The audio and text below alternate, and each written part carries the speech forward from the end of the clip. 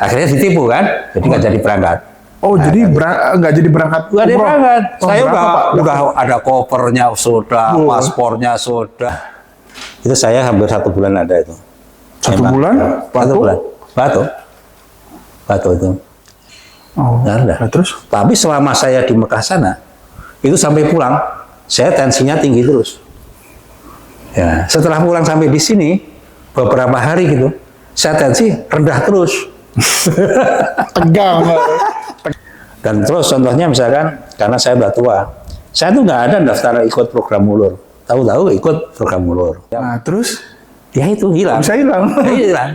Oh, jadi sendalnya ngatung gitu, nggak cukup? Enggak, diambil orang mungkin, pokoknya nggak ada. Supaya dipanggil Pak Haji. Selfie. Ya itu macam-macam nanti. Waduh kan Pak itu, wah. Oh, di depan Ka'bah.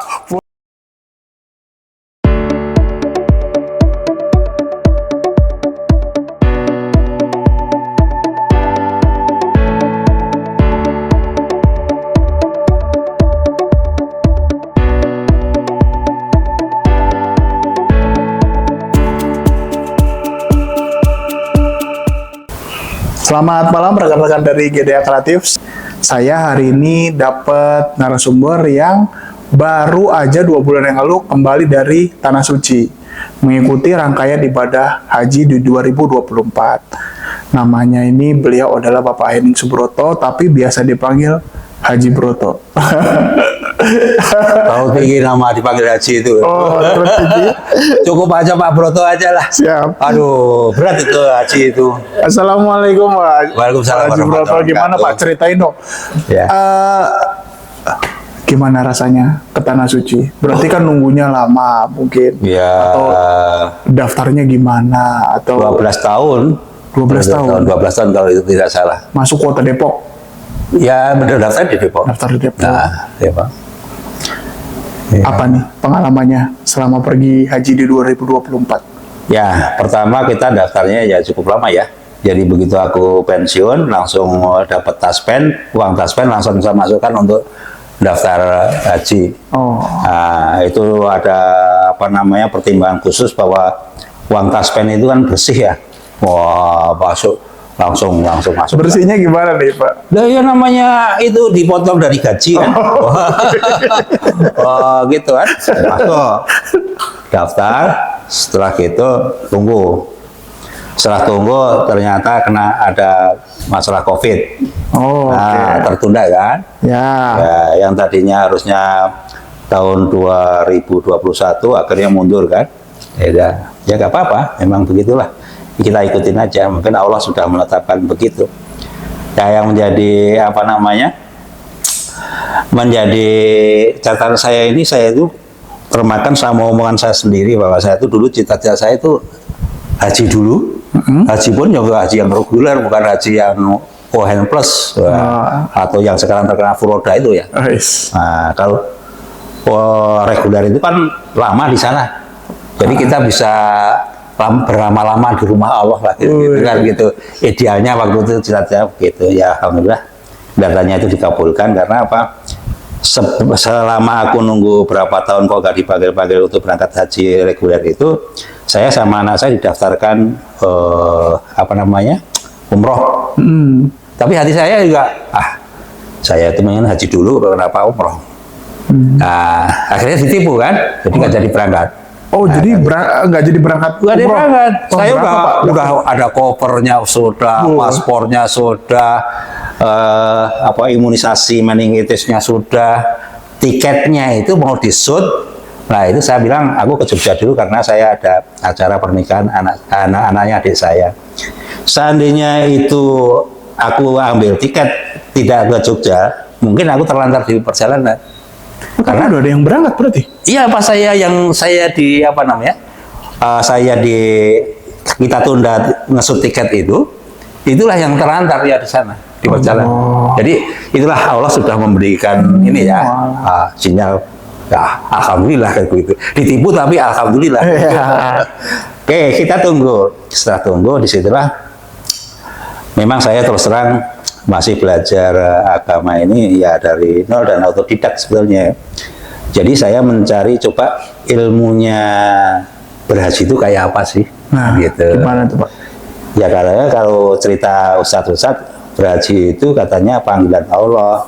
Labbaik Allah, labbaik, kan kita menemui panggilan Allah kan. Iya. Ya namanya panggilan. Ya udah, namanya kita dipanggil, yang manggil yang maha, otomatis ya kita tunduk. Nah, panggilan itu kita manfaatkan sebaik-baiknya. Ya. Itu bagi saya. Ya itulah kita coba kita pelajari. Nah, di situ ada dua pilihan. Ada ikut haji bimbingan dari KPIH atau haji mandiri. Kalau haji mandiri itu nanti yang membimbing langsung Departemen Agama. Oke. Tapi kalau KPIH itu yang membimbing kita perjalanan ke sana ini KPIH itu sendiri dan Departemen Agama juga membimbing. Kan gitu. Jadi ada double bimbingan gitu. Tapi intinya yang dibimbing yang masalah naik haji kan itu saja ya. Ya.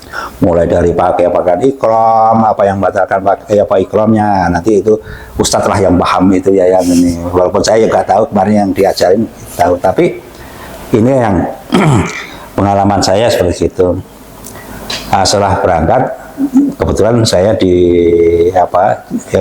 dengan istri saya mengajak, udahlah ikut bimbingan saja supaya kita juga nggak terlalu stres di perjalanan. Oke. Nah, sampai catatan pembimbingan itu ada yang perlu kita yang menurut saya itu menjadi kata kuncinya itu adalah kita ke sana itu panggilan Allah. Di tempat rumah Allah itu ada dua tempat, yang itu Madinah dan Mekah. Siapa yang beribadah di di Madinah itu pahala 1000 kali. Kalau yang di Mekah itu 100.000 kali. Nah, coba aja kita bayangkan kalau kita ini setiap nafas kita itu bermuatan ibadah. Itu luar biasa kalau kita betul-betul menghayati. Dan alhamdulillah mudah-mudahan itu saya amalkan ya, walaupun istilahnya tidak selengkap itu gitu. Makanya sampai mungkin haji ingat itu kalau saya punya tasbih yang itu Digital. ya itu sampai kalau tidak salah 6 kalau nggak 7 itu ada. Karena saya pelupa, namanya udah tua ya, kena air tuh botol. Jadi sampai banyak itu. Karena itu butuh Karena saya sebelum berangkat ini pernah ada ustadz berbicara kalau ada suatu malaikat yang di situ mempunyai tangan ribuan. Dari setiap tangan itu mempunyai jari-jari ribuan. Terus ditanya, kemampuan malaikat itu gimana sih? Dia bisa menghitung tetesan air hujan baik di darat maupun di laut. Coba bayangin berapa jumlahnya. Tetapi beliau, si malaikat ini, tidak mampu menghitung rahmat Allah yang mau bersolawat. Itulah ilmunya solawat. Makanya ya itu saya coba kita amalkan ilmu itu. Ya. Alhamdulillah betul-betul banyak mudahan pahala Allah itu luar biasa banyak kan gitu. Itulah yang ditanya. Nah, sekarang saya mau nanya nih Pak. Aman Pak, nggak ada hilang barang di Saudi? Sendal gitu hilang berapa kali? Oh iya. Siapa tahu itu umum itu Pak. Banyak orang kehilangan sendal di sana. Ya. Itu gimana itu Pak ceritanya? Jadi itu kembali lagi ke pikiran kita sebetulnya, kita memang di sana ini tergantung dari pemikiran kita saja. Kalau kita itu ada mungkin sugesti atau juga nggak tahu itu. Tapi kalau kita sudah was-was, aduh sandal saya ini. Dan dari rumah itu saya itu bawa sandal itu 3. Terus bawa 3. Terus. Jadi di Mekah, di Madinah. Itu saya kan anak nomor 4. Jadi begitu masuk ke masjid itu mesti saya ambil itu nomor 4, walaupun itu nggak muat itu sering gitu. Lokernya nomor 4. Supaya ingat saya itu nomor 4. Jadi nggak bakalan lupa lah, aku mesti itu lokernya. Nah, terus ya itu hilang. Bisa hilang. Oh, jadi sendalnya ngatung gitu, nggak cukup? Enggak, diambil orang mungkin, pokoknya nggak ada. Berapa kali hilangnya? Kalau yang pertama kali ketemu. Lebih dari sekali nih berarti. Iya, 2 kali. Oh, 2 kali. Sekali ketemu. Begitu hari berikutnya itu kan terus hilang, nggak ketemu. ganti yang satunya lagi. Karena aku bawa 3, yang satu memang saya umpetin, nggak saya keluarin. Begitu yang berikutnya, kok hilang lagi. Yang kedua nih, Yang kedua, hilang lagi. tempatnya nomor 4 lagi. Enggak. Kan nomor- Iya, nomor 4. Nomor 4. Aku tuh udah, ya, itu kan Iya, nggak biasanya apa-apa. supaya memori saya Eling. eling. Gue eling. Nomor 4. Udah hilang lagi. Udah habis gitu aku beli yang warna putih itu. Tak tulisin nama gitu kan. Udah sampai pulang ada tapi tak saya tinggal. Tinggal di mana? Ya di Medina. Oh, tinggal di Mekah. Oh, tinggal di Mekah. Ya. Malah nggak dibawa pulang. Nggak saya pulang. Kenapa kok nggak dibawa pulang? Ya memang sandal yang murah selama di sana itu berapa itu 15 real atau berapa itu ya? Oh, iya. 15 real kalau tidak salah. Itulah ceritanya. Tapi ini kalau yang mau berangkat haji sebetulnya ya itu tadilah. Coba yang hal seperti itu ya memang saya itu senang dengan masalah fadilah-fadilah ya. Jadi keutamaan-keutamaan dalam kita beribadah itu saya senang itu. Walaupun orang lain mengatakan itu orang Islam tapi picik atau kerdil pikirannya gitu. Oh istilahnya masih mengharapkan pahala dari Allah. Itu minta sama siapa kalau Ya nggak itu, mengharapkan kan ada dari orang Allah? yang ngomong kan gitu. Kalau saya kan enggak. Begitu kesempatan di sana, ya udah kita manfaatkan betul. Ya iya. Di Mekah itu betul-betul. Ya kalau ada yang gini, kata Ustadz, kalau sholat subuh itu nanti dilanjutkan sampai terbit fajar, itu etikaf di situ, terus nanti ditutup dengan sholat sunnah isyraq 2 rakaat. Itu pahalanya haji, haji dan umroh sempurna. Artinya sekali itu aja kan sudah, udah aku dapat semua kan gitu. Sekali itu kerjakan dengan kusuk, kita coba ke kusuk betul, insya Allah dapatkan gitu. Nah, kalau istilahnya selama di sana itu 1 bulan, masa 15 hari nggak ketemu, 15 kali ketemu kan? Nah, itu contohnya seperti gitu. Itulah yang saya kejar itu seperti itu. Mungkin orang lain, walah apa itu Pak Broto kayak gitu aja di ini. Ya, tapi saya enggak, itulah yang saya cari. Ya nggak apa-apa. Setiap orang punya testimonial yang Ya, berbeda-beda. artinya semangatnya beda-beda kan. Ya. Kalau saya yang receh-receh gitulah. Bukan kiai, bukan ustadz kan yang receh-receh. Tapi yang saya mau tanya itu benar Pak, di sana ada juga jemaah haji yang tidak menggunakan waktunya dengan baik ya. Saya lihat ada juga yang ngomong bahwa malah dipakai buat main game, kan boleh bawa HP kan? Boleh. Terus ya, Kembali lagi ke masalah motivasi orang ya. Gimana motivasinya? Jadi itu ada suatu cerita, kata Ustadz juga itu, orang itu waktu itu ada seorang ulama itu langsung naik ke atas gunung melihat Ka'bah itu, ternyata pas haji itu yang mendatangin binatang yang macam-macam itu. Ada ular, Di mana, ada di babi. Bukan di Ka'bah itu. Oh, di Ka'bah. Di sekitar Ka'bah itu didatangin sama ular, sama babi, sama anjing segala macam gitu. Itu menunjukkan sebenarnya yang dimaksudkan dengan ulama itu orang datang situ umatnya Allah itu perilakunya atau mungkin dibilang apanya itu seperti gitulah kan gitu. Terus tanya, ya Kiai, ada manusia? Ada. Ini. Tetapi manusia itu sendiri, ya manusia itu macam-macam. Ada yang di situ karena Allah, ada yang karena lain. Karena supaya dipanggil Pak Haji. Selfie.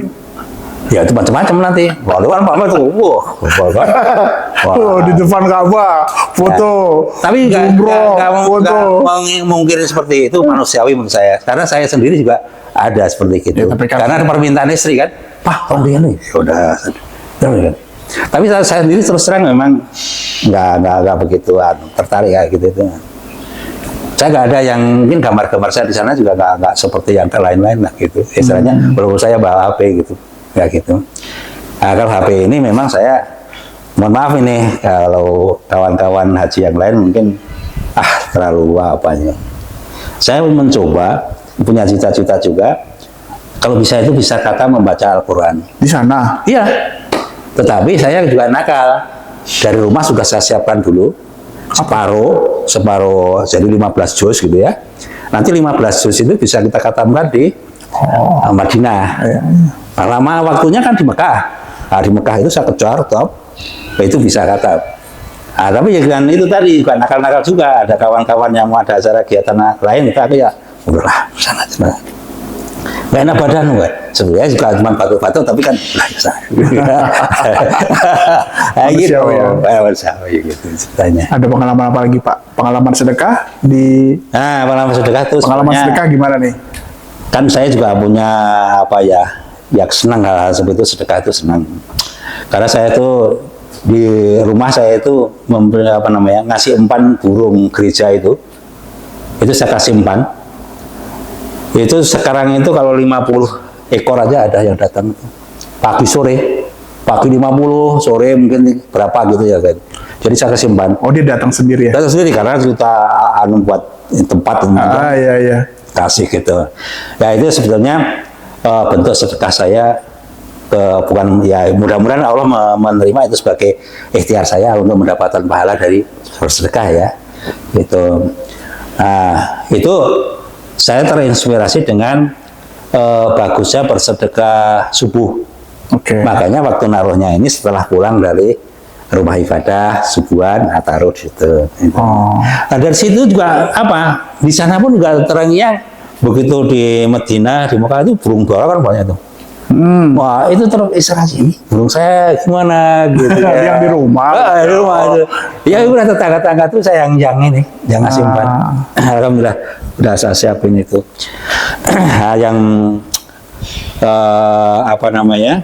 Pengalaman saya masalah sedekah itu dari pengalaman satu kamar Pak Haji. Ya tuh sedekah kalau tidak salah itu 150 rial atau berapa. Tambah itu.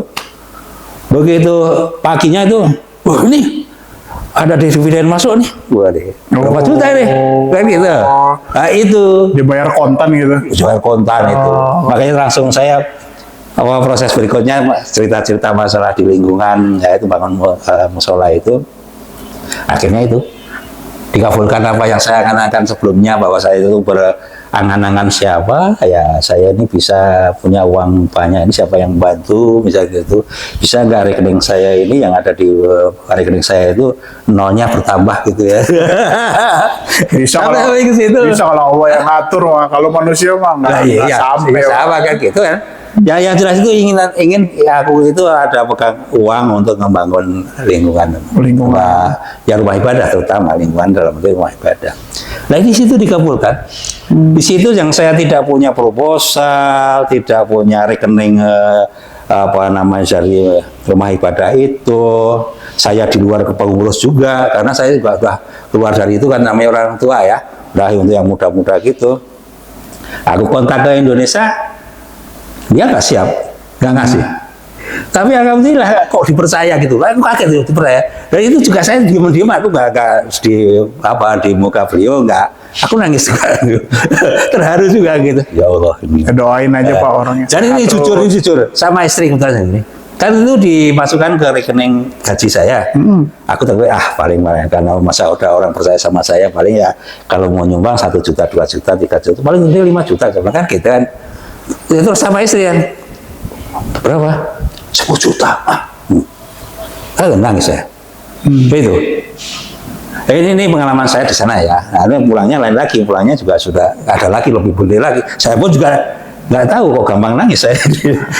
Mata yang bukan nangis, artinya terharu lah kayak. Kenapa saya setua bini ada pengalaman spiritual saya itu masih dipercaya orang. Itu saja konsepnya. Jadi ada lagi yang pengalaman, dan terus contohnya misalkan karena saya udah tua, saya tuh nggak ada daftar ikut program mulur. Tahu-tahu ikut program mulur.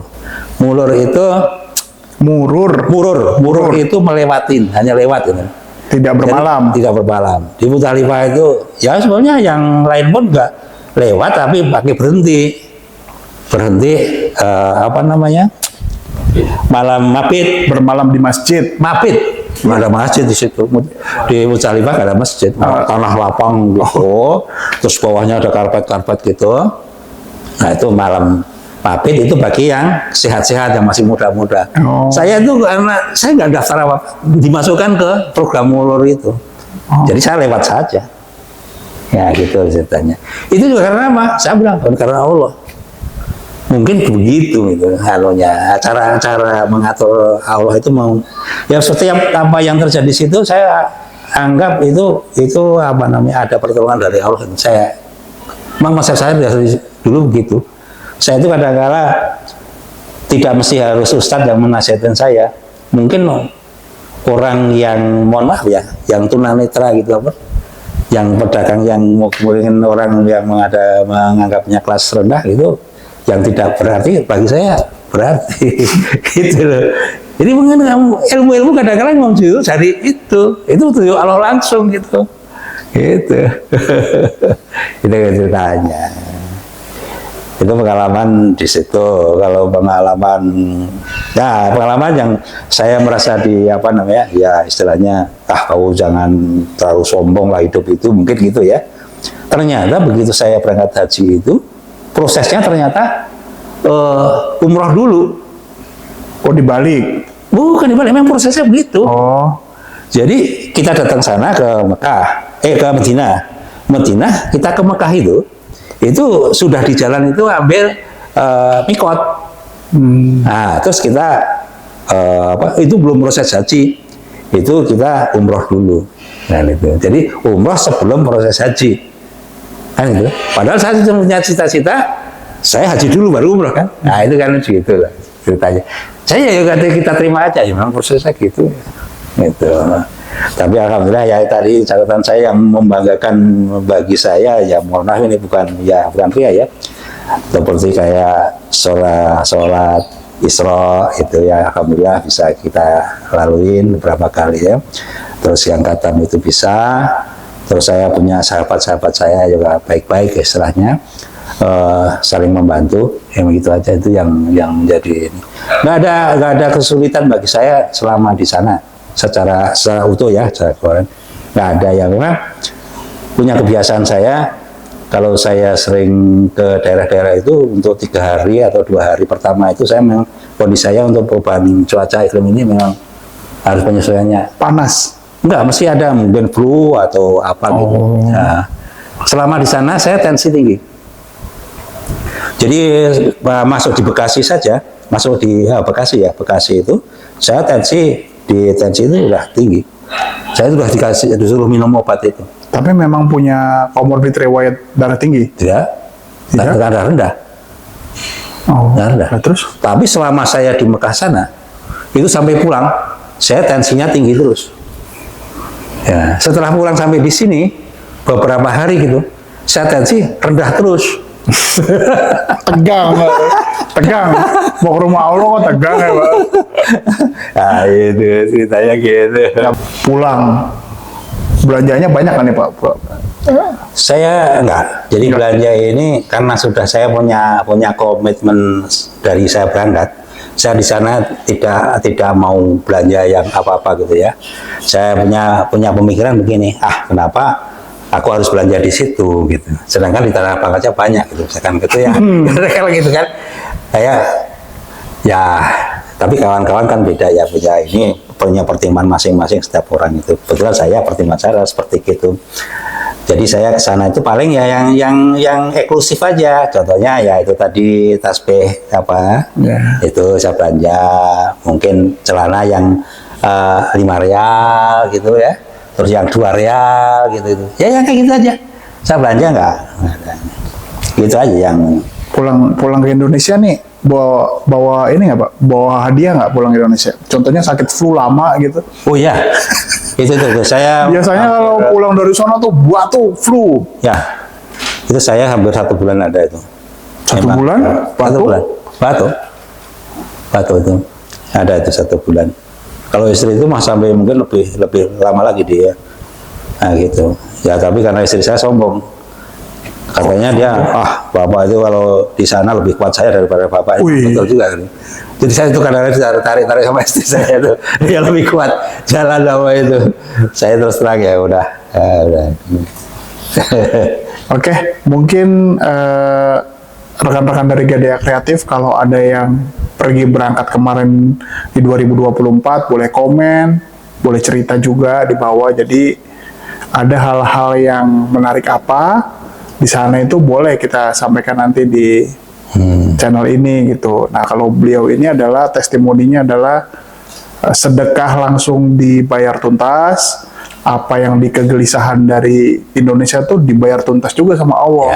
Jadi apa yang kita pikirkan itu terjadi kenyataan di sana. Jadi mungkin segitu aja malam ini topiknya dengan Pak Haji Broto. Mungkin ada hal yang lain lagi di hari yang lain. Oke, kayak Jadi Assalamualaikum warahmatullahi wabarakatuh. Terima kasih. Welcome.